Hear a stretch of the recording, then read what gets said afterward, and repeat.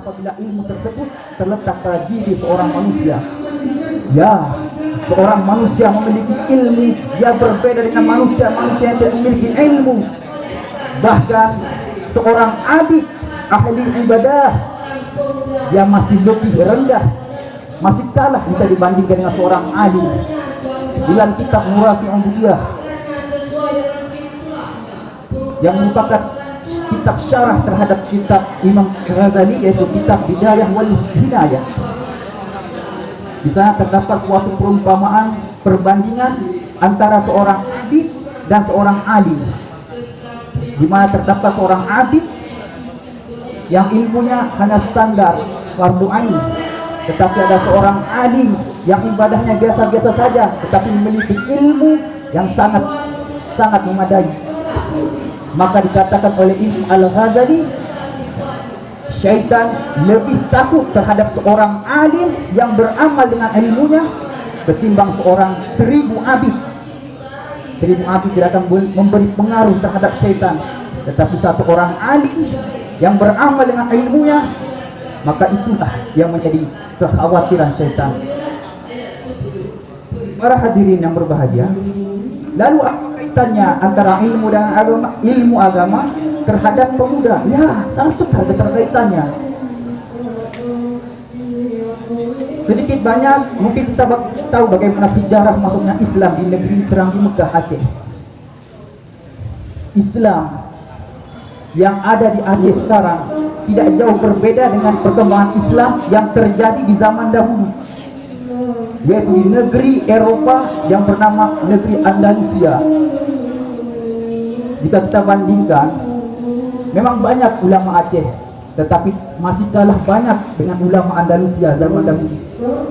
Benar, memang banyak kitab-kitab yang dikarang oleh ulama Aceh, tetapi masih kalah banyak oleh kitab-kitab yang dikarang oleh ulama-ulama Andalusia.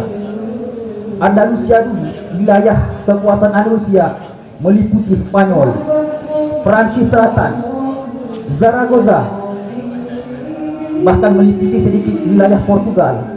Ya, itulah wilayah kekuasaan Andalusia, negara Islam Andalusia. Bahkan Islam berjaya di Eropa bukan setahun 2 tahun, bahkan 800 tahun Islam berjaya di negeri Eropa. Pertanyaannya sekarang, kemana negeri Islam tersebut? Sekarang Spanyol mayoritas bukanlah Islam.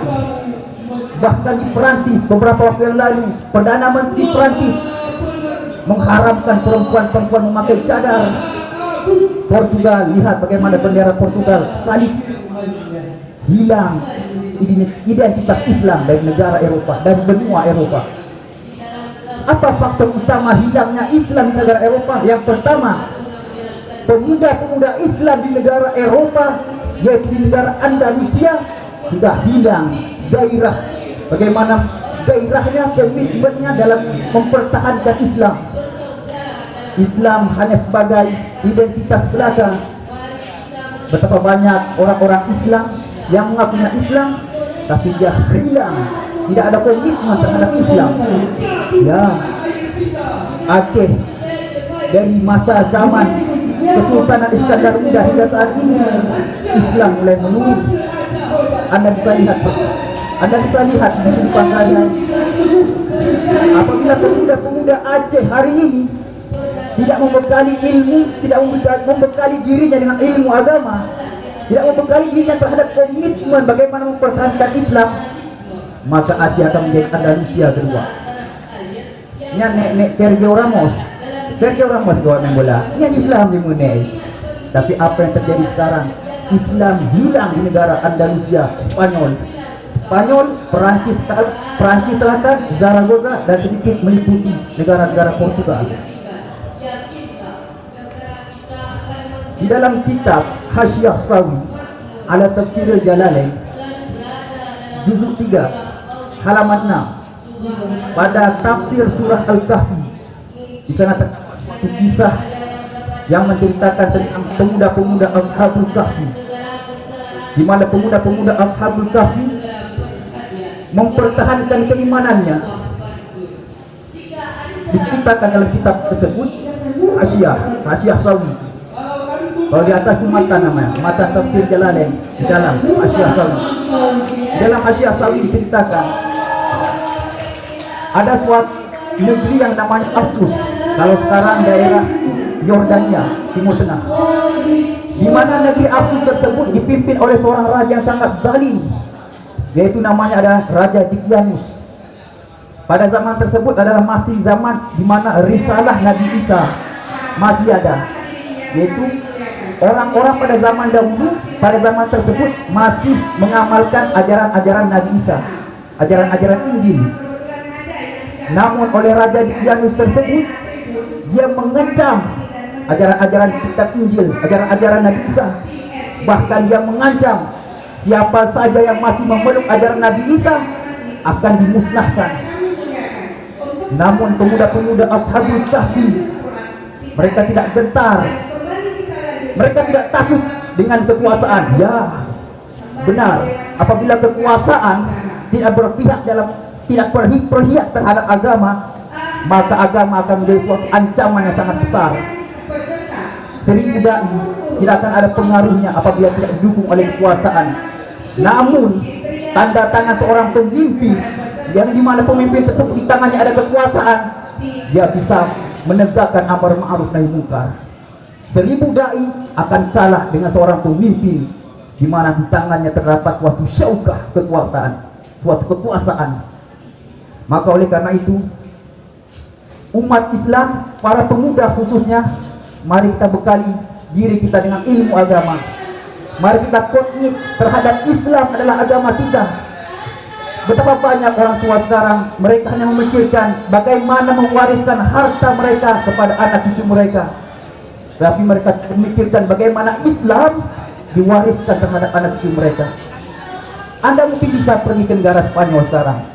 Anda tanya anak-anak Spanyol, apa mereka masih mengenal Islam? Tidak. Siapa yang berani menjamin Aceh 20 tahun kemudian, 50 tahun kemudian, atau 80 tahun kemudian Islam akan masih kekal di Aceh? Bahkan sekarang pemberontakan, penolakan terhadap syariat Islam itu sendiri muncul dari generasi muda Aceh. Beberapa waktu yang lalu MPU mengharamkan game PUBG. Bagaimana pemuda-pemuda Aceh rela mati ulama hanya demi mempertahankan game PUBG? Punya pedah ulama, mana hari game PUBG? Itu keluar dari lisan-lisan anak Aceh. Ya, apabila pemuda tidak dibekali dengan ilmu agama, tidak ada komitmen di dalam hatinya bahwa Islam adalah agama yang harus kita jaga sama-sama, maka Islam akan hilang. Islam ini sifatnya tidak tetap, tidak statis pada suatu tempat. Dia akan terus merantau. Anda lihat bagaimana perkembangan negara Amerika sekarang. Lihat bagaimana perkembangan negara Rusia, yang dulu Rusia merupakan negara komunis, Uni Soviet. Tetapi sekarang mulai perlahan embrio Islam mulai tumbuh di negara tersebut. Tapi lihatlah bagaimana negara-negara yang mayoritas Muslim sekarang. Lihat bagaimana rancangan KUHP kita sekarang sangat jauh daripada norma-norma, nilai-nilai syariat Islam itu terlindungi. Baiklah, kesimpulannya adalah marilah kita pemuda-pemuda, khususnya pemuda Aceh, di mana leluhur-leluhur kita dulu memperjuangkan darah, nyawa, keringat mereka untuk mempertahankan Islam di bumi Islam di Mekah. Mari kita lestarikan Islam ini, kita wariskan Islam ini kepada anak cucu kita. Janganlah sedih apabila kita tidak bisa mampu mewariskan harta kepada anak cucu kita, tapi sedihlah apabila Islam tidak diwarisi terhadap anak cucu kita. Baiklah, saatnya kita masuk pada rukun khutbah.